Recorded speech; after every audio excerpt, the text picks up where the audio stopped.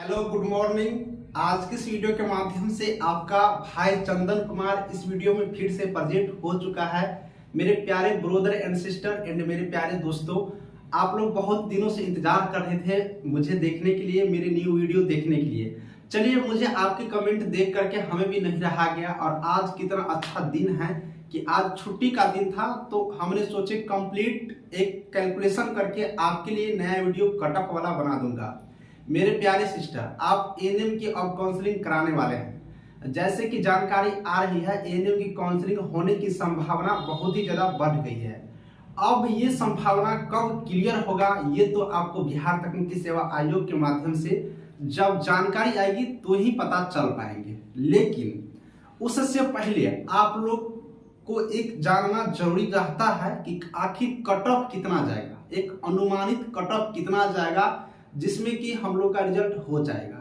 सब कुछ बात करेंगे इस वीडियो के माध्यम से पूरी डिटेल्स जानकारी के साथ। इसलिए मेरे प्यारे सिस्टर और जो भी इस वीडियो को मेरे प्यारे भाई या दोस्त देख पा रहे हैं, बिल्कुल स्किप नहीं करिएगा। हो सकता है कि आपके जो टाइम है उसका मैं 10 से 15 मिनट ले लूं, लेकिन आप जो जानकारी प्राप्त करना चाहते हैं बिल्कुल रूप से फैक्ट यहाँ पर जानकारी आपको हम पूरा कंप्लीट देंगे।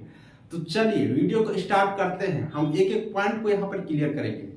दोस्तों, इस जो जानकारी है, इस बार जो वैकेंसी क्लियर हो रही है उसमें आपको दो तरह के स्टूडेंट देखने को मिलेगा, जैसे कि आपको पहले से जानकारी भी है। पहला नंबर कैंडिडेट संविदा कर्मी, कॉन्ट्रेक्चुअल जॉब करने वाली सिस्टर जो पहले से जॉब करते आ रही है, उनको परमानेंट होना बहुत ही ज्यादा जरूरी है, क्योंकि वो लोग इतना कम सैलरी में पहले से सेवा देकर आ रही है बिहार स्वास्थ्य विभाग को। उसके बाद जो नया यहाँ पर कर्मी ज्वाइन करेंगे या फिर कर रहे हैं, उसके जो जूनियर, उन लोगों के लिए भी जरूरी है। तो ये जो वैकेंसी का मेन पर्पस है बिहार सरकार की, कि सबसे पहले संविदा कर्मी जो इतने दिनों से अपना नियमित नियुक्ति के लिए इंतजार कर रहे हैं, उनको नियमित किया जाए, तो उन्हीं के पर्पस से लाया गया है। लेकिन जब नियुक्ति प्रक्रिया चल रही है तो जो भी वैकेंट सीट है, जो भी खाली सीटें हैं, उस सीट को भर दिया जाएगा तो बेहतरीन होगा। इसी सोच करके ये सारी वैकेंसी को एक साथ 10,709 सीट के लिए आपकी वैकेंसी जारी किया गया है।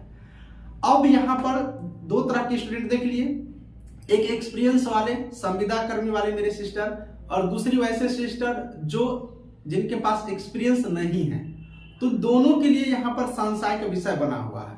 पहला बात करूंगा मैं कि जो संविदा पर कार्य कर रही है वैसे सिस्टर को तो कंफर्म रहिए कि लगभग सारे कैंडिडेट का यहाँ पर बिल्कुल रूप से, हमें तो 99% यहाँ पर यकीन है कि उन सारे सिस्टर को जॉब हो जाएंगे। ठीक है, वो सारे सिस्टर को जॉब हो जाएंगे जो 2 साल 3 साल संविदा पर काम कर रही है कम से कम। अब एक्सपीरियंस जिनके पास नहीं है उनकी सीटों की संख्या ज्यादा है।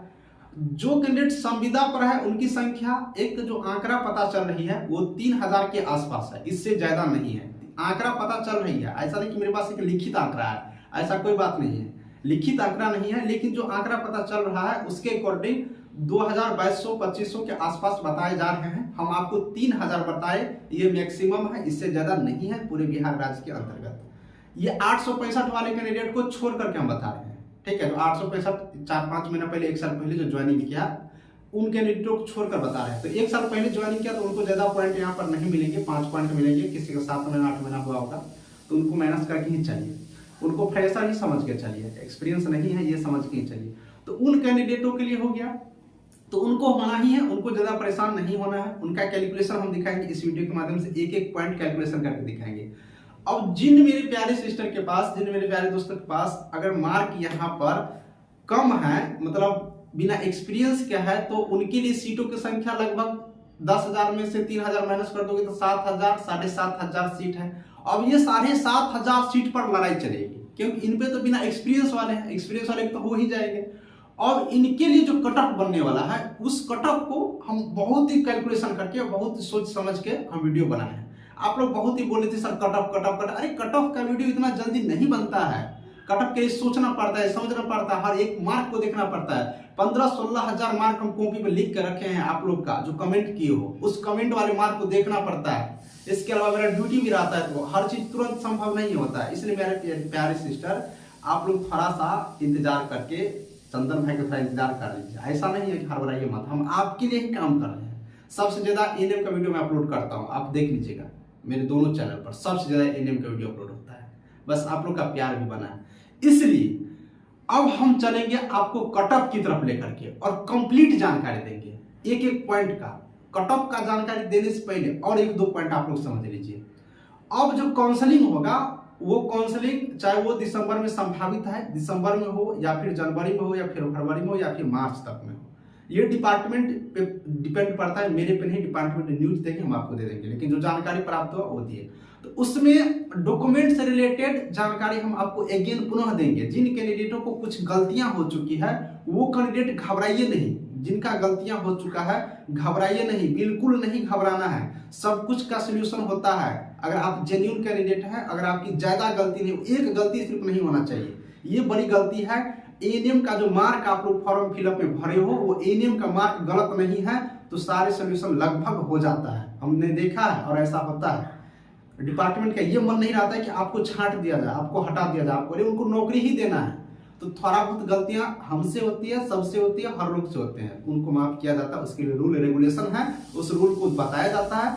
आपको हम दिखाएंगे बहुत सारा वैकेंसी पैसा हुआ है, जो बीडीएससी का ही वैकेंसी दिखाएंगे, बिहार तकनीकी सेवा आयोग का ही दिखाएंगे। इसलिए नहीं घबराना है, आप लोग को बेचैन बिल्कुल नहीं होना है, एक बार भी नहीं होना है।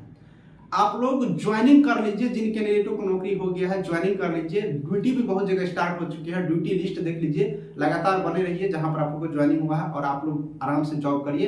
अब इस वैकेंसी की क्लियर करने के लिए आपका भाई चंदन यहाँ पर बैठा हुआ है, हर एक नोटिफिकेशन देंगे, बशर्ते आपका साथ चाहिए। और आपका साथ टेलीग्राम ग्रुप पर लिंक है, जुड़ जाइए, एकजुट हो जाइए और चंदन भाई के इस चैनल को सब्सक्राइब करवाइए। सबसे सब लोग न्यूज देखेगा तब होगा कोई काम, क्योंकि बिहार तकनीकी सेवा आयोग और बिहार में कोई वैकेंसी अगर फंस गया तो निकालने के लिए एकजुटता की यहाँ पर पड़ता है। मैं बॉयज हूँ, मैं एएनएम की जॉब नहीं करने वाला हूँ और ऑलरेडी मैं 4 जॉब छोड़ चुका हूँ, ये मेरा 5वां जॉब है। आप लोग की दया दुआ रहेगा तो ये भी जॉब छोड़कर मैं अच्छे पोस्ट पर चले जाऊंगा और होने की संभावना बहुत ही ज्यादा है। इसलिए चलिए कंप्यूटर स्क्रीन पर चलते हैं और हम लोग देखते हैं कैटेगरी वाइज, हर कैटेगरी का अलग कटअप, संविदा कर्मी के लिए अलग कटअप, विकलांग के लिए अलग कटअप। और इस कटअप के बाद अब दोबारा कोई कटअप नहीं बनेगा, ये फाइनल कटअप है। 15-16 हजार कैंडिडेटों का मार्क का कैलकुलेशन है जो मेरे पास कमेंट आया था। बस इस मार्क के आधार पर हमने इस कटअप को तय किया है। ये संभावित कटअप है, ये अनुमानित कटअप है, मैं फिर से बता दे रहा हूँ। और इस कटअप के अकॉर्डिंग आप लोग थोड़ा सा संशय बना करके बिल्कुल रूप से आराम से रहिएगा। तो चलिए कंप्यूटर स्क्रीन पर चलते हैं और देखते हैं पूरी कटअप वाला डिटेल्स जानकारी। तो मेरी प्यारी ब्रदर एंड सिस्टर, हम आ चुके हैं कंप्यूटर स्क्रीन पर और इस स्क्रीन के माध्यम से हम आपको डिटेल्स जानकारी दिखाते हैं। सबसे पहले आप लोग देख लीजिए, ये जो कटअप है बीटीएससी 10,709 कैंडिडेटों के लिए, ये काउंसलिंग के लिए कटअप है और काउंसलिंग के लिए कटअप है और मेरिट लिस्ट जो बनेगा उसके लिए कटअप अलग से आएंगे। तो हम लोग पूरा डिटेल्स जानकारी देखते हैं। सबसे पहले हम आपको यहाँ से दिखाना चाहेंगे जनरल कैटेगरी के लिए। अगर आप लोग जनरल कैटेगरी के स्टूडेंट हो, अगर आपके मार्क 88 से 90% के बीच में है तो बिल्कुल रूप से आप लोग कंफर्म रहिए कि 88 से 90% वाले कैंडिडेट, ये मार्क परसेंट में और ये एएनएम की मार्क है, दोनों ईयर का मार्क है। आप लोग फिर से बता दे रहा हूँ, दोनों ईयर का मार्क मिला करके अगर आपके पास 88 से 90% है तो आप कंफर्म रहे, आपका यहाँ पर रिजल्ट हो जाएगा। काउंसलिंग आप लोग बिल्कुल रूप से करवाएंगे। चलिए नेक्स्ट कैटेगरी के देख लेते हैं। अगर ईडब्ल्यूएस कैटेगरी वाले सिस्टर अगर यहाँ पर बात करेंगे तो ईडब्ल्यूएस कैटेगरी के जो भी सिस्टर है आप लोग यहाँ से देख पा सकते हो। अगर आपका मार्क 84 से 86% के बीच में है, 84 से 86% अगर मार्क है आपका दोनों ईयर मिला करके एएनएम में, तो आप लोग भी कंफर्म रहिए, आपका भी यहाँ पर काउंसलिंग में बुलाए जाने की बहुत ही ज़्यादा चांस है। अब बात कर लेते हैं ओबीसी के जो भी स्टूडेंट हैं, तो ओबीसी कैटेगरी वाले के लिए अब 82 से 84% और 82 से 84% जिन कैंडिडेटों का मार्क है वो कंफर्म रही है, उनको भी यहाँ पर काउंसलिंग में बुलाए जाने की संभावना बहुत ही ज़्यादा है। अब बात कर लेते हैं नेक्स्ट ईबीसी कैटेगरी के लिए। तो ईबीसी के लिए मैं बताना चाहूँगा कि ईबीसी वाले 80 से 83 आप लोग रखिए, ये कंफर्मेशन मार्क है, ये संभावित है कि आप लोग इतना मार्क है तो ईबीसी कैंडिडेट तो बिल्कुल रूप से आप लोग को भी यहाँ पर बुलाए जाएंगे। दोस्तों ओबीसी का मतलब BC2 भी होता है, तो ये भी आप लोग समझ सकते हो, BC2 भी कह सकते हैं, तो ये भी हो गया। अब बात करते हैं एससी कैटेगरी के। तो एससी कैटेगरी के जो मेरी सिस्टर है उसको 76 से 79 नंबर होना चाहिए। 76 से 79 नंबर है तो आप लोग को भी कोई परेशानी नहीं होगा यहाँ से। और बात कर लेते हैं एसटी कैंडिडेट के लिए। तो एसटी कैंडिडेट को मैं बताना चाहूँगा कि आप लोग 78 से 80% मार्क होना चाहिए। चूँकि SC कैंडिडेट से जो संख्या होता है ST का कम होता है, तो कट ऑफ यहाँ पर थोड़ा ज़्यादा जाते रहते हैं। इसलिए 78 से 80% मार्क है तो ST कैंडिडेट हो तो आप लोग का भी यहाँ पर बिल्कुल रूप से आपका मेरिट यानी कि काउंसलिंग में आपको बुलाए जाएंगे। तो ये हो गया दोस्तों, आपको जो एक्सपीरियंस नहीं है, जो फ्रेशर कैंडिडेट है, हम ये फ्रेशर कैंडिडेट के लिए बात किए थे, बिना एक्सपीरियंस वाला स्टूडेंटों के लिए। फिर से आप लोग देख लिया, बिना एक्सपीरियंस वाला कैंडिडेटों के लिए हम आपको दिखा दिए ये सारी चीज़। अब दोस्तों हम बात कर लेते हैं एक और कट ऑफ का, जो संविदा कर्मी के लिए होगा। और संविदा कर्मी के लिए बात करेंगे तो संविदा कर्मी के लिए तो कन्फर्म रहिए कि आप लोग सारे कैंडिडेट को कन्फर्म बुलाए जाएंगे, ये सच है। और यहाँ पर आप लोग देख लीजिए, जिन कैंडिडेटों का पास 60 नंबर है, 60% मार्क है और 5 साल एक्सपीरियंस है, उन कैंडिडेटों को कोई नहीं रोक सकता है यहाँ पर काउंसलिंग में आने के लिए, ये बात कन्फर्म है। अब बात कर लेते हैं जिन कैंडिडेटों के पास 65% मार्क है और 4 साल का एक्सपीरियंस है, वो भी कैंडिडेट यहाँ पर कन्फर्म रहे, इतना हुआ है तो आप भी यहाँ पर आ जाएंगे। अब बात कर लेते हैं जिन कैंडिडेटों के पास आपको 70% मार्क है और 3 साल का एक्सपीरियंस है, तो वो भी कैंडिडेट यहाँ पर कन्फर्म रहे।